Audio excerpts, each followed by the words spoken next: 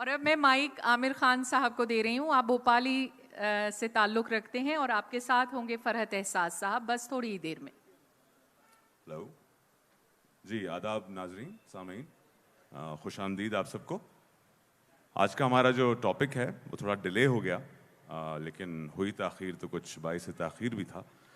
फरहत साहब जो रेख्ता के एडिटर हैं और उर्दू पे ख़ासी नज़र रखते हैं, ज़ाहिर सी बात है रेख्ता से आप सब लोग वाकिफ़ होंगे और अभी वो एक रेख्ता डिक्शनरी कंपाइल की जा रही है, उस पर भी काफ़ी मेहनत कर रहे हैं। उनसे हम एक बड़े इंटरेस्टिंग टॉपिक पे बात करेंगे मुशायरा शुरू होने से पहले। तो टॉपिक यह है कि तीन खानों में वो बटा हुआ है। एक है कि उर्दू में नए रुझानात। तो मसलन आपने इस तरह के अशार सुने होंगे कि किसने जीन्स करी ममनू, पहनो अच्छी लगती हो। शायद आपने ये शेर सुना हो। तो इस तरह के जो नए मज़ामीन बांधे जा रहे हैं शायरी में, उसके अलावा रस्मुल ख़त से आप जी अस्सलाम वालेकुम जी, आइए दूर हो जाए। हेलो। तो ये कुछ नए मज़ामीन हैं। उसके अलावा तलफ़्फ़ुज़ पे थोड़ी सी बात करेंगे, उर्दू में तलफ़्फ़ुज़ की अहमियत। और उसके अलावा फिर हम रस्मुल ख़त यानी जो उर्दू की स्क्रिप्ट है, जो कि अब कम लोग पढ़ते हैं और लिखना तो और भी कम लोग जानते हैं, तो हम इसको लेके बात करते हैं। मैंने आपका छोटा सा तारुफ दिया है और आई एम श्योर काफ़ी नहीं रहा होगा, लेकिन वक्त की कमी है तो मैंने ठीक है यार, तारुफ तो धीरे धीरे हो जाता है अपना। ठीक। तो सबसे पहले अगर हम बात करें, मैं खासा लिख के लाया था लेकिन अब उसका वक्त जो है वो कुछ। सबसे पहले तो मैं ये जो तकसीम है रोशनी की, ये बहुत गैर मसावी है। जी बताइए। मतलब रोशनी सारी हम पे हमारे चेहरे इस काबिल नहीं है कि इन पे इतनी रोशनी डाली जाए। तो सामने बहुत अच्छे लोग हैं, उनके पर भी रोशनी। तो नुसरत साहिबा से मेरी गुजारिश है कि आइंदा रोशनी की तकसीम बराबर हो। सही बात, बिल्कुल सही बात। तालियों से बताएं कि अगर आप इससे इत्तेफाक रखते हैं इस बात से। सही है, चलिए इत्तेफाक है। आप सबकी इजाज़त के साथ गुफ्तगू शुरू करते हैं। तो फरज़ साहब, पहले किसे बुलाना चाहेंगे आप, रुझानात को, रस्मुल ख़त को, या ठीक है तो हम रुझानात पे ही बात करते हैं। मैंने एक शेर पढ़ा, शायद आपकी समाज से भी गुजरा होगा। किसने जीन्स करी ममनू, पहनो अच्छी लगती हो। ये उसके बिल्कुल बरक्स है कह लें, या बहुत दूर है उस तरह के ख्यालात से जहाँ ये बांधा जा रहा था कि मसलन दिले नादा तुझे हुआ क्या है, या जो क्लासिकी मज़ामीन हैं या और भी हैं। तो ये नए रुझानात के बारे में आपका क्या ख्याल है? इसमें ऐसा है कि दुनिया जो है वो हमारी आज की दुनिया 20 साल पहले 25 साल पहले की दुनिया के मुकाबले में बहुत मुख्तलिफ है। और इस मुख्तलिफ होने का एक बहुत बड़ा जो इजहार है और जो बहुत बड़ी बुनियाद है वह है कि सोशल मीडिया के नाम से एक चीज़ पिछले 10 साल से हमारे सामने। तो अब इसमें इसके पहले जो दुनिया थी हमारी, उसमें यह था कि बाज़ लोग मेयार बनाते थे और बाज़ लोग मेयारों को कबूल करते थे और उन पर अमल करते थे। सही बात। तो एक इक़्तिदार का निज़ाम था, जैसे सियासत में होता है इक़्तिदार, वैसे अदब में और कल्चर में भी होता है कि बाज़ लोग कुछ मानी, कुछ बातें, उनको दूसरों तक मुंतकिल करते थे कि ये अच्छी चीज़ें हैं और ये बामानी चीज़ें हैं, आप उनको उसी तरह से कबूल कर लीजिए। तो एक हल्का इक़्तिदार का, मुक़्तदर हल्का सकाफ़त का, ज़बान का बना हुआ था। तो सोशल मीडिया ने आकर इस इक़्तिदार को चैलेंज किया कि वही बात हम क्यों करें जो आपको अच्छी लगती है, या जिसे आप पसंद करते हैं, या आप जिसे बामानी समझते हैं या बावेकार समझते हैं। तो ये चैलेंज जो आया कि हम जो महसूस कर रहे हैं, हमारे जो ख़यालात हैं वो हमारी ज़िंदगी के तजुर्बात का हासिल हैं और हम उनका इजहार कर रहे हैं। सही सही। तो ये एक चीज़ टेक्नोलॉजी ने एक सहूलत हमें फ़राहम की। अब उसमें होता ये है कि कभी कभी या हर दौर में कोई भी टेक्नोलॉजी होती है जो आपको जो सहूलतें फ़राहम करती है उसका इस्तेमाल करने वाले अच्छे लोग भी होते हैं, बुरे लोग भी होते हैं। तो आज हम फेसबुक पे या यूट्यूब पे या इस तरह के जो प्लेटफॉर्म्स हैं, इंस्टाग्राम है और ट्विटर है और ये सारे, तो इन पर जो ऐसे लोग हैं जो शायरी के नाम पे गलाजत फैला रहे हैं वो भी मौजूद हैं जी। बहुत बहुत बड़ी तादाद में हैं। और वो लोग भी हैं जो बहुत संजीदा शायरी कर रहे हैं। मतलब उसमें फ़र्क ये पैदा हुआ है कि पहले आपके पास क्या था, आप शेर कह रहे हैं तो दूसरों तक पहुंचने का तरीका या तो आप मुशायरे में शरीक हों या किताब छपवाएं या रसायल में आप अपनी तख्लीक़ात भेजें वो छपें। अगर ये तीनों सूरतें आपके लिए नहीं हैं तो आप क्या करेंगे? हमने अपने बचपन में, जवानी में देखा है कि बहुत से शायर, बहुत से अच्छे लोग, ख़ुद मैं नहीं छपाता था कि अब एडिटर साहब बैठे हुए हैं, वो अपनी अना के तूमार बने हुए, तो अब उनके पास क्यों हम अपनी शेर भेजें अपनी। तो ऐसे बहुत से लोग होते थे जो नहीं भेजते थे, साहिल में नहीं भेजते थे। किताबें छपवाने की इस्तात नहीं थी, पैसे नहीं थे किताब छपवाएं। मुशायरे में भी एक हायरार्की चल रही थी कि फला साहब हैं वो मठाधीश बने बैठे हुए हैं और उनके चेले हैं तो वही जाएंगे मुशायरे में, दूसरे नहीं जाएंगे। तो ये हमने सबने देखा है ना। तो इस हिजमनी को, इस इक़्तिदार को तोड़ दिया सोशल मीडिया ने। तो इस वक्त हो यह रहा है कि इस तरह के शेर जो आपने अभी पढ़ा शेर, इस तरह के शेर कहने वाले भी बहुत हैं और दूसरे अच्छे शेर कहने वाले भी मौजूद हैं। तो हर ज़माने में अच्छे और बुरे, अदब में अच्छे और बुरे की तादाद के लिहाज से बुरे लोग ज़्यादा होते हैं, अच्छे लोग कम होते हैं। लेकिन वो धीरे धीरे एक मेयारबंदी होती रहती है अपने आप, वो बहुत नेचुरल प्रोसेस है। तो उसमें बहुत ज़्यादा मुझसे लोग कहते हैं, बहुत से लोग, कि भाई ये बहुत गलत हो रहा है, क्या हो रहा है। अब आप देखिए 18वीं सदी में मीर तकी मीर का ज़माना आप लीजिए, 5000 कम से कम शायर मौजूद होंगे उस वक़्त।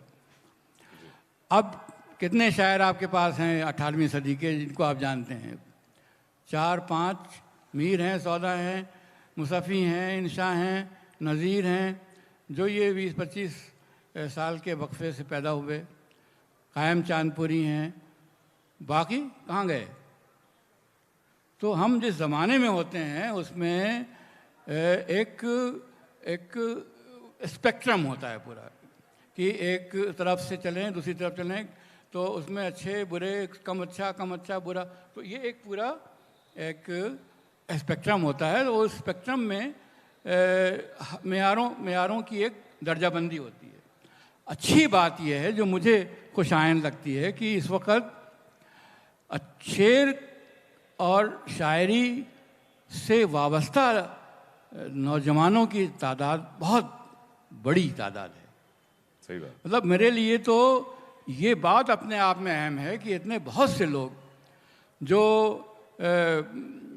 बदमाशी नहीं कर रहे हैं, गुंडागर्दी नहीं कर रहे हैं, जो चाकू और बंदूक नहीं चला रहे हैं, वो शायरी कम से कम एक कल्चर का एक हिस्सा है, उससे वाबस्ता हैं। अब उनके पास वो लफ्ज़ नहीं है, अगर नहीं है तो आ जाएंगे जी जी। और अगर उनके पास सलाहियत नहीं है तो सीख जाएंगे। तो हमें उनसे बहुत बदगुमानी नहीं करनी चाहिए, जबकि हम रेख्ता में बैठ के और काम यही कर रहे हैं कि स्टैंडर्डाइजेशन कर रहे हैं।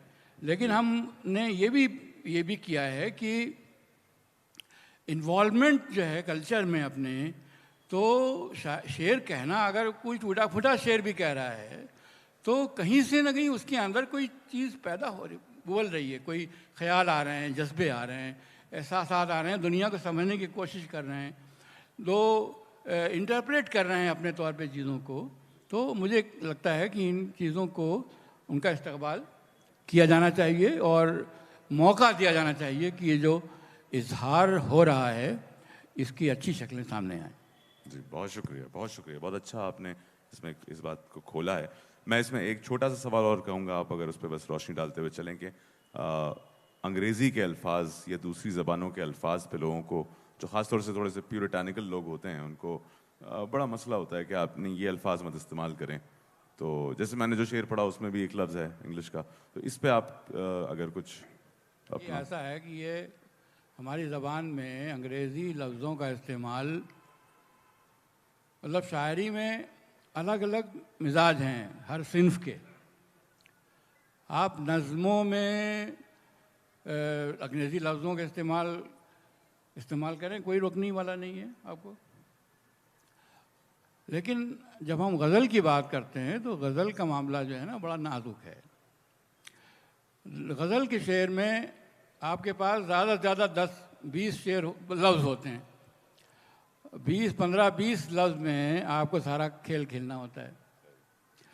तो लफ्ज़ों के साथ मामला ये है कि उनका मामला घराने का है। जैसे आप शादी करने जाते हैं तो अब तक ये होता था ना कि कुफ देखा जाता था कि भाई ये हड्डी मिलती है कि नहीं मिलती है। तो बहुत से लफ्ज़ जो होते हैं वो शेर में, मिसरे में जब आते हैं तो एक लफ्ज़ को ज़रूरी नहीं है कि दूसरे लफ्ज़ के साथ उसका ताल्लुक़ बहुत अच्छा हो, खुशगवार हो। तो अक्सर ये होता है कि एक लफ्ज़ आपने इस्तेमाल किया, दूसरा लफ्ज़ जो है उससे मुंह बिसोरे बैठा हुआ है। तो आहंग जो है शायरी में, गज़ल की शेर में, वो अंग्रेज़ी लफ्ज़ जो है वो उसमें खपता नहीं है, उससे उसका आहंग बिल्कुल अलग है और वो एक अजनबियत की फ़ज़ा पैदा करता है। तो इस लिहाज से मैं अपने तौर पे अंग्रेज़ी लफ्ज़ों के इस तरह का इस्तेमाल बहुत रेयरली, आप अगर बहुत मशाकी से और माहिराना रस के साथ इस्तेमाल करें तब तो ठीक है, उसका कोई पैटर्न बने, कोई आहंग में कोई खलल पैदा ना हो तब ठीक है। दूसरी बात यह कि हमारे यहाँ मज़ाह की शायरी में अंग्रेज़ी के लफ्ज़ों का इस्तेमाल बहुत पहले से किया जाने लगा है। सही। तो ये एक मज़ाह की कैफियत अकबर इलाहाबादी ने शुरुआत की उसकी, और उसके बाद ज़ाहिर बहुत से मज़ाह के शायर जो हैं उन्होंने अंग्रेज़ी लफ्ज़ों का इस्तेमाल, अब उनका बहुत मशहूर दिलावर फ़िगार का शेर है, अजब मर्द मुखन्नस है, ना हियों में ना शीयों में। सही। तो ही और शी को उसने उर्दुआ लिया। तो इस तरह का इस्तेमाल अगर कर रहे हैं तब तो ये एक क्रिएटिव यूज़ है। लेकिन वैसे हमारे यहाँ और जदीदियत के ज़माने में बहुत से शायरों ने अंग्रेज़ी लफ्ज़ों का इस्तेमाल किया। वो समझते थे कि शायद अंग्रेज़ी लफ्ज़ों के इस्तेमाल से जदीद गज़ल पैदा हो जाती है। हालांकि ये एक आम ख्याली थी, बहुत जल्दी लोग उससे अपने आप को उन्होंने, तो अगर आप अंग्रेज़ी लफ्ज़ का इस्तेमाल क़िल्लत अल्फाज की वजह से कर रहे हैं या आपके पास वाकुलरी नहीं है, आपके पास फारंग नहीं है, तो ये ठीक नहीं है। तो उर्दू के पास अपने अल्फाज बहुत हैं जो जिनका इस्तेमाल अगर वो कम पड़े तब देखा जाएगा तो फिर आप अंग्रेज़ी। जाएं आगे। सही, बेहतर। अच्छा जी, तो आई एम श्योर बहुत सारे लोग यहाँ शायरी कर रहे होंगे और सीख रहे होंगे और शेर कहना चाहते हैं, तो बहुत सीखेंगे फरहत साहब की गुफ्तगू से। और अगला सवाल मेरा तलफ़्फ़ुज़ के मुतालिक था कि जो हमारी बात हो भी रही थी अभी कि तलफ़्फ़ुज़, अव्वल तो ये कि इसमें नहीं जाऊँगा कि उसकी अहमियत क्या है। ज़ाहिर सी बात है हर ज़बान में उसकी तलफ़्फ़ुज़ की अहमियत होती है। आप जिंजर को जिंजर ही बोलेंगे, गिंगर तो नहीं बोलेंगे, तो वो उसका मानी ही वैसे ही निकलेंगे। तो उर्दू में तलफ़्फ़ुज़ बहुत से लोग शायद क्योंकि दूसरी इलाक़ाई ज़बानों की वजह से उसका तलफ़्फ़ुज़ ख़राब होने लगता है, बिगड़ने लगता है। पहले एक फ़िज़ा थी, एक माहौल था कि बड़े बूढ़े और नस्लें जो हैं वो नस्ल दर नस्ल जो आप बात कर रहे थे सीखा जाता था, घरों में रची बसी थी। लेकिन आज के इस कॉस्मोपॉलिटन दौर में और इस न्यूक्लियर फैमिली के दौर में आप अपना तलफ़्फ़ुज़ कैसे सही कर सकते हैं? भाई तलफ़्फ़ुज़ का मामला ये है कि या तो आप पढ़ के सीखें या सुन के सीखें, दो तरीके हैं सिर्फ। सही। तो उसमें भी सुन के सीखने तलफ़्फ़ुज़ का मामला, क्योंकि लफ्ज़ जो है वो आवाज़ है बुनियादी तौर पर। हम जब किताब में लिखा हुआ देखते हैं लफ्ज़ को तो ये समझने लगते हैं कि लफ्ज़ जो है वो उसकी कोई शक्ल होती है। जी शक्ल नहीं है, वो शक्ल तो बहुत बाद में आई है, लिखा हुआ लफ्ज़ तो बहुत बाद में आया है। बेशक। बुनियादी तौर पर लफ्ज़ आवाज़ है, तो आवाज़ सुनने से आती है आपको।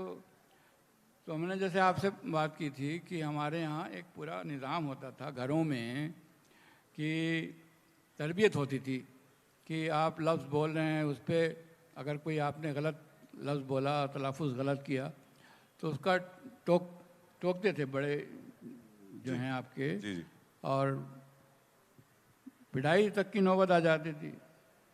तो ये सब होता था इसलिए कि उनके लिए ज़बान अपनी सारी खूबसूरती के साथ बरतने का नाम था कि ज़बान को जिस तरह से लिखा जाना चाहिए, इमला दुरुस्त हो और तलफ़ुज़ दुरुस्त हो। तो पहले ही तो आप 20-25 साल पहले तक तो घरों में ज़बान बोली जाती थी।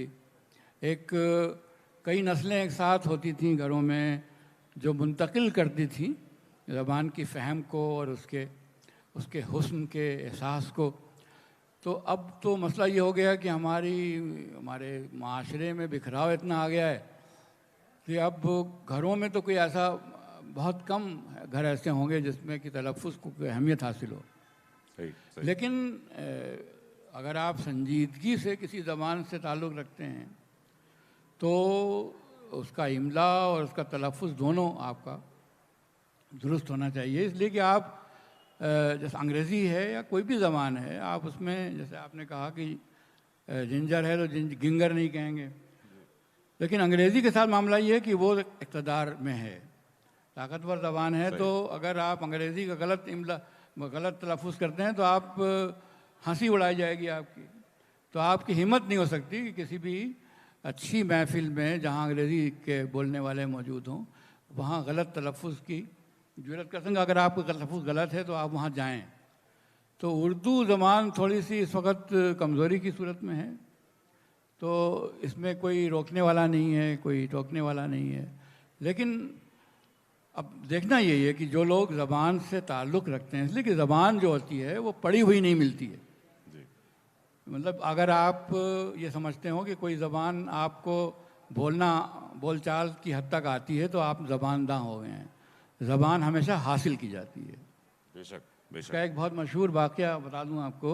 जी जी वी.के. कृष्णा मेनन जो थे वो हमारे शुरू में पंडित नेहरू की कैबिनेट में मिनिस्टर थे, बहुत ही ताकतवर मिनिस्टर थे। फिर उनका कुछ कंट्रोवर्सी हुई तो उन्होंने लंदन भेज दिया हाई कमिश्नर बना के। तो बहुत अच्छी अंग्रेज़ी उनकी थी।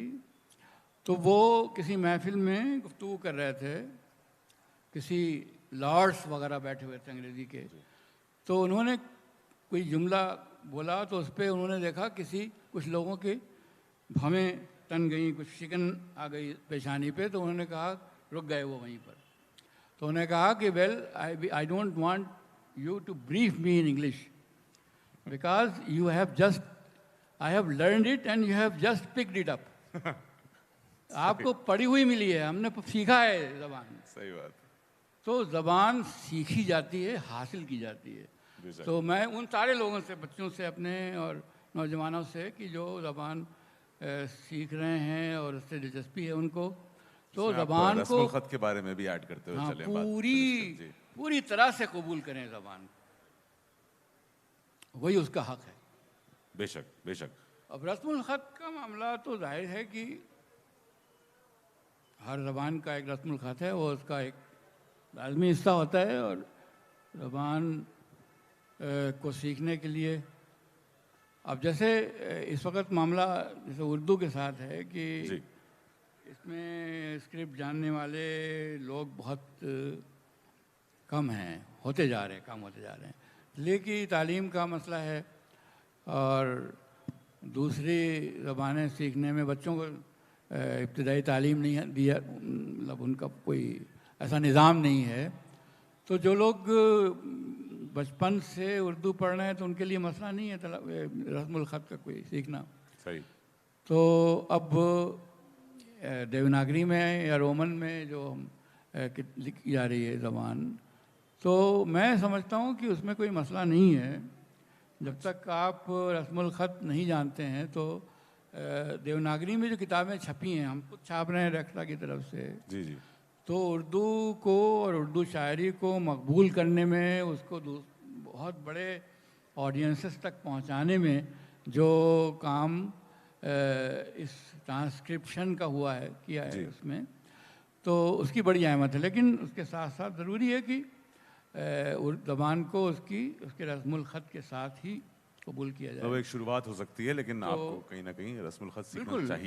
सीखना ज़रूरी है। तो बहुत लोग सीख रहे हैं जी। लेकिन वही है कि मतलब निज़ाम जब नहीं होता है आपके पास, परफेक्ट निज़ाम नहीं होता है, तो सहूलतें नहीं होती हैं, तो नहीं हो पाता है। चले, मेरे ख्याल में वक्त की किल्लत की वजह से, और क्योंकि आप नाजरीन मुशायरा सुनने आए हैं, तो हम मुशायरे की तरफ बढ़ते हैं। आपने बड़ी अच्छी नहीं, वैसे भी ये शाम सूरज डूबने के बाद जो है ना जी, अक्ल की बातें सब सूरज डूबने से पहले होनी चाहिए। सही बात। ये मौका अक्ल की बातों का नहीं है। बहुत बहुत शुक्रिया, आपने बहुत सच बात, आपने ज़हर मार किया इन बातों को। बहुत सही फरमाया। फरहत साहब का एक शेर मैं सुनाता जी, चलूं जी, बस जी। आपकी इजाज़त के साथ, कि बड़ा मशहूर है, आप लोगों ने शायद सुना होगा। इलाज अपना कराते फिर रहे हो जाने किस किस से। ये सब भोपालियों के लिए, इलाज अपना कराते फिर रहे हो जाने किस किस से। मोहब्बत करके देखो ना, मोहब्बत क्यों नहीं करते। बहुत खूब, ठीक पढ़ा? बहुत खूब। सही। बहुत शुक्रिया, बहुत शुक्रिया। और अब मुशायरे का एहतमाम है। मुशायरा हो